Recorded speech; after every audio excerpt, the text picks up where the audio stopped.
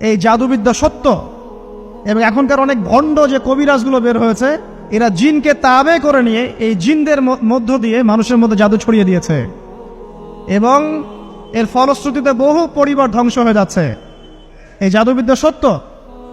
আরো একটা জিনিস সত্য, নবী সাল্লাল্লাহু আলাইহি ওয়াসাল্লাম বলেছেন ইন্না আইনাল হক, চোখের নজর সত্য। নবী করিম সাল্লাল্লাহু আলাইহি ওয়াসাল্লাম বলেছেন চোখের বদনজর সত্য। এই যে আমরা বলি ফেসবুকে এত বেশি ছবি দিয়েন না ভাই, ছবি তুলেন না, ছবি তুলেন না, বারবার যে বলি নিষেধ করি, কারণ কি জানেন? একটাই কারণ, বিকজ চোখ লাগাটা সত্য। মানুষের চোখ লাগে, এই কথা শুনলে অনেক মজুমদাররা হাসবে না? কথা বুঝতে পারেন নাই? কিন্তু এটা সত্য, কারণ নবী করিম সাল্লাল্লাহু আলাইহি ওয়াসাল্লাম যা বলেছেন সাদাকাল্লাহু ওয়া সাদাকা রাসূলুহুল কারীম, নবী যা বলেছেন, আল্লাহ যা বলেছেন চিরায়ত সত্য। এর বাইরে কোনো সত্য আছে? আচ্ছা দেখেন, আমি বললাম যে জাদুবিদ্যা সত্য। এই জাদুবিদ্যার চর্চা মানুষ করে, এখনো করে, এবং এই জাদু দিয়ে মানুষের ক্ষতি করার জন্য জিনের প্রয়োজন হয়, দুষ্ট জিন। এই জিনগুলোকে মানুষ তাবে করে মানুষের ক্ষতি করার চেষ্টা করে। দেখবেন এখন গ্রামে গঞ্জে শহরে সব জায়গায় ছড়িয়ে পড়েছে না? দেখবেন, খুব সতর্ক থাকবেন। আমি পরে সলিউশন বলছি আপনাদেরকে। আরেকটা বলেছি, নবী সাল্লাল্লাহু আলাইহি ওয়াসাল্লাম বলেছেন চোখের বদনজর এমন সত্য যে একটা উটকে এই রান্নার ডেকচির মধ্যে ঢুকাই ফেলতে পারে। মানে একটা উট খুব সুন্দর ভালো, আপনি দেখছেন মাশাআল্লাহ বলেন নাই, নজর লেগেছে, উটটা মারা গেছে দেন, তারপর তাকে জবাই করে খেয়ে ফেলতে হয়েছে। একজন সাহাবী গোসল করছিলেন, গোসল, এটা হাদিস সহিহ। এই যে আলেম ওলামা যারা আছেন তারা জানেন যে এই হাদিস সহিহ। একজন সাহাবী গোসল করছেন, তার গায়ের চামড়াটা খুব সুন্দর ছিল, একদম স্কিনটা অনেক সুন্দর থাকে না এমন কিছু মানুষ? আচ্ছা, এখন আরেকজন সাহাবী এই গোসল দেখছেন দূর থেকে, দেখে বলছেন যে কি চমৎকার তার শরীরের রংটা, যেন কুমারী নারীর মতো, অনেকটা এমন একটা কথা তিনি বলেছিলেন। সাথে সাথে এই সাহাবী অজ্ঞান হয়ে পড়ে গেছে। কোন সাহাবী? যিনি গোসল করছিলেন। এটার আপনি কোনো ব্যাখ্যা দিতে পারবেন না তো, এখানে কোনো সায়েন্স দিয়ে বা মেডিকেল সায়েন্স দিয়ে আপনি কোনো ব্যাখ্যা করতে পারবেন না। একটা ব্যাখ্যা দিতে পারেন, কিন্তু কেন সেটা হলো সেটা আপনি অ্যান্সার খুঁজে পাবেন না। তো নবী সাল্লাল্লাহু আলাইহি ওয়াসাল্লামের কাছে নিয়ে যাওয়া হলো তাকে। তিনি বললেন যে এই ব্যক্তির ব্যাপারে কি কেউ ভালো মন্দ কিছু বলেছিল? তখন একজন সাহাবী বললেন হ্যাঁ, অমুকে বলেছে এর স্কিনটা অনেক সুন্দর, ওকে ডেকে নিয়ে আসো। ওকে ডেকে আনা হলো। ডেকে আনার পর নবীজি তাকে অনেক শাসালেন, তোমরা তোমাদের ভাইদেরকে কি মেরে ফেলতে চাও? তখন এই সাহাবী তো অবাক, আমি আবার কখন মারতে চাইলাম ইয়া রাসূলুল্লাহ? আমি তো মারতে চাই নাই, আমি তো খালি বলেছি যে তার গায়ের রংটা অনেক সুন্দর। তখন তিনি বললেন কেন তুমি সুবহানাল্লাহ বললে না, কেন তুমি মাশাআল্লাহ বললে না? যখন মাশাআল্লাহ বলবেন, সুবহানাল্লাহ বলবেন, নজরটা লাগবে না। আর যখন আপনি মাশাআল্লাহ বলবেন না, সুবহানাল্লাহ বলবেন না, দেখবেন নজর লেগে গেছে। আপনি বিশ্বাস করেন ব্যবসা খুব ভালো চলছে, মানুষ বলল যে বাহ তোর তো ব্যবসা হেভি, লালে লাল শাহজালাল, ঠিক আছে, দেখবেন আপনার কেনা বেচা বন্ধ হয়ে গেছে। এরকম হবে, আমার কথাটা বিশ্বাস করেন। এটা কিন্তু সায়েন্স প্রমাণ করতে পারবে না, আল্লাহ এবং তার রাসূল বলেছেন, তার উপরে কোনো সত্য নেই। আছে সূরা কাহফ 29 নম্বর আয়াত পড়ে দেখেন, আল্লাহ পাক বলছেন ওয়াকুলিল হাক্কু মির রাব্বিকুম, সত্য সেটাই যা তোমার রবের পক্ষ থেকে আসে। ফামান শাআ ফালইউমিন, যার ইচ্ছা হয় বিশ্বাস করুক, ওয়ামান শাআ ফালইয়াকফুর, যার ইচ্ছা হয় সে অস্বীকার করুক। এই কারণে আমরা বলি ফেসবুকে এত বেশি ছবি দেওয়া, এই আই ওয়াশ করা, এই যে শোডাউন করা, হ্যাঁ, ইসলামের কিছু কাজ করলেন একদম মানুষকে না দেখাইতে পারলে ঘুম হচ্ছে না, এগুলো বন্ধ করেন, এগুলো বন্ধ করে দেন আল্লাহর ওয়াস্তে। অফলাইনে কাজ করেন, নিজেকে গোপন করার চেষ্টা করেন। যত বেশি মানুষের কাছে নিজেকে এক্সপোজ করবেন, কাজের বরকত কমে যাবে, কাজের বরকত কমে যাবে, চোখ লাগবে, নজর লাগবে। এবং চোখ লাগা বদ নজরে বহু আলেম আস্তে আস্তে মাঠ থেকে মাইনাস হয়ে গেছে না? যায় নাই? এখন কি আলেমদের সংখ্যা বেশি না কম? যত দিন যাবে আলেমের সংখ্যা আরো কমে যাবে। নবীজি বলেছেন আলেমদের সংখ্যা কমতে থাকবে, মানুষ জাহেলদেরকে আলেম বানিয়ে নেবে।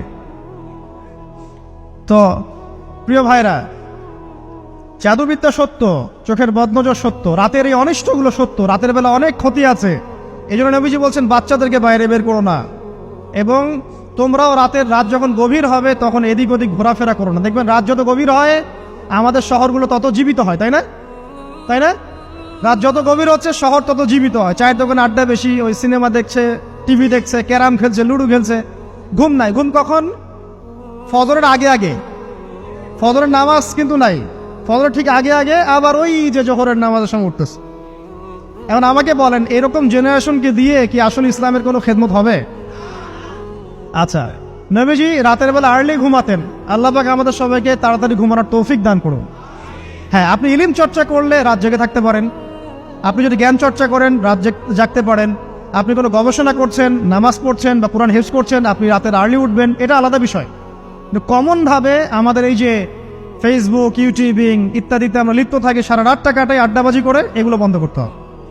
এগুলো বন্ধ না করলে ফিজিক্যালি আমরা মানে সুস্বাস্থ্যের অধিকারী হতে পারবো না। সারা দিনটা আমাদের একটা কি বলবো অলসতার ভাবে যাবে এবং দিনের বেলা কাজগুলো ব্যাহত হবে। এতে করে আমাদের উম্মার এই পুরো বড় যে তরুণ প্রজন্ম আছে এদেরকে আপনি সম্পদে পরিণত করতে পারবেন না। তাই এই সিস্টেমটা চেঞ্জ করা দরকার। নবীজি রাতের বেলা এই সূরা বাকারার শেষে 3টা আয়াত তেলাওয়াত করতেন, আমরা করবো ইনশাআল্লাহ। ইনশাআল্লাহ। আরেকটা আমল বলে দেই, নবী করিম সাল্লাল্লাহু আলাইহি ওয়াসাল্লাম রাতের বেলা সূরা মুলক তেলাওয়াত করতেন। কোন সূরা এটা? কোন সূরা? তাবারাকাল্লাযী বিয়াদিহিল মুলক। কয়টা আয়াত আছে? 30টা আয়াত আছে। নবীজি বলেছেন সাল্লাল্লাহু আলাইহি ওয়াসাল্লাম যে এই সূরা আপনাকে কবরের আযাব থেকে বাঁচাবে ইনশাআল্লাহ। কবরের আযাব থেকে তো ভাই বাঁচা খুব সহজ নাকি?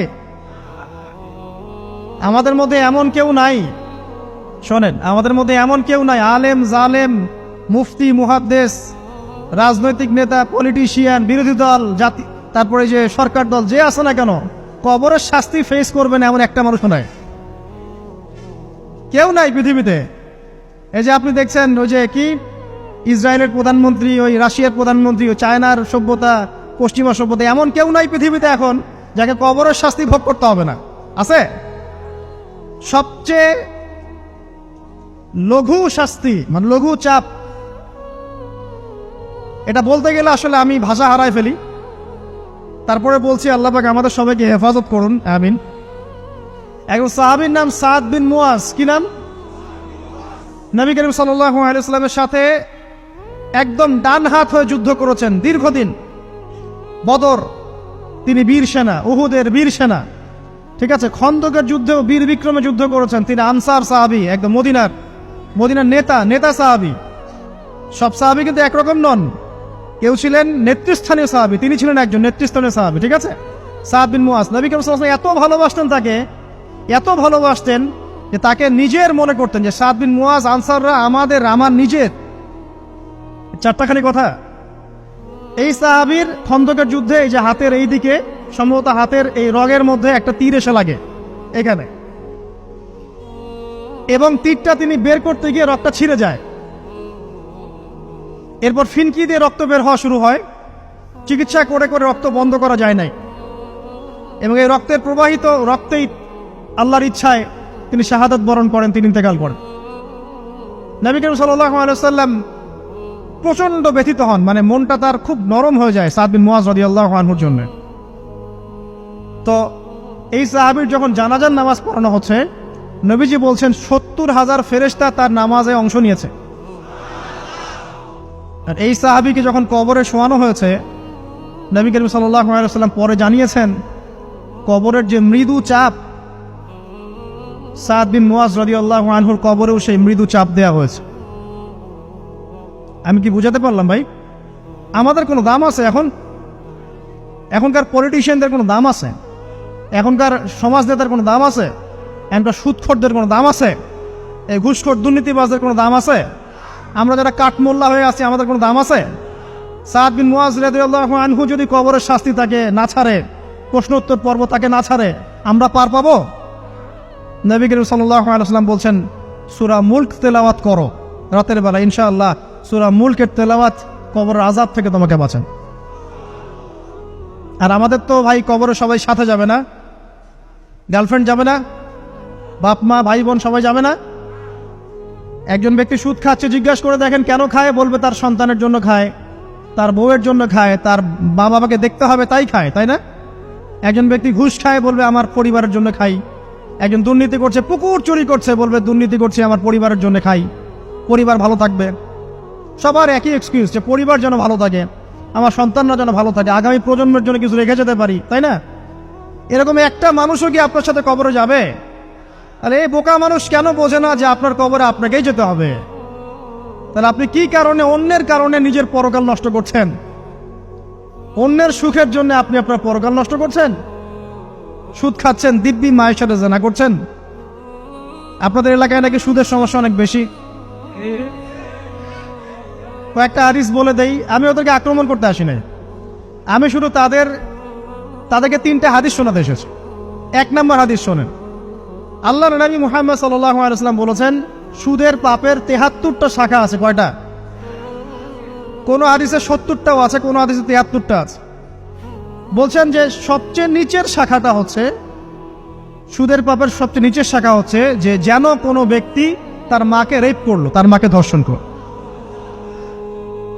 1 দিরহাম যে ব্যক্তি সুদ খায়, সহিহ বুখারীতে আরেকটা হাদিস এসেছে, সে যেন 36টা মেয়েকে ধর্ষণ করলো। আর আমি একটা কথা বানায় বলছি না, যদি বিশ্বাস না হয় কওমি মাদ্রাসা আছে, আলেম ওলামা আছে, গিয়ে বুখারী খুলতে বলেন, পড়তে বলেন, খালি একবার পড়তে বলেন, দেখেন যদি না থাকে তাহলে আমাকে এর সাথে থাপ্পড় দিয়ে দেয়। যদি না থাকে হাদিস এটা, তাহলে আমার গালে একটা থাপ্পড় দিয়ে যায়। আর যদি থাকে তাহলে আল্লাহর রাস্তায় সুদ খাওয়া ছেড়ে দেন। কোনটা করবেন? চ্যালেঞ্জ করবেন? নবীজি বলেছেন, 1টা দিরহাম যে ব্যক্তি সুদ খায়, দিরহাম মানে কি? রৌপ্য মুদ্রা। এটা এখন দেখতে পারবেন না, জাদুঘরে আছে।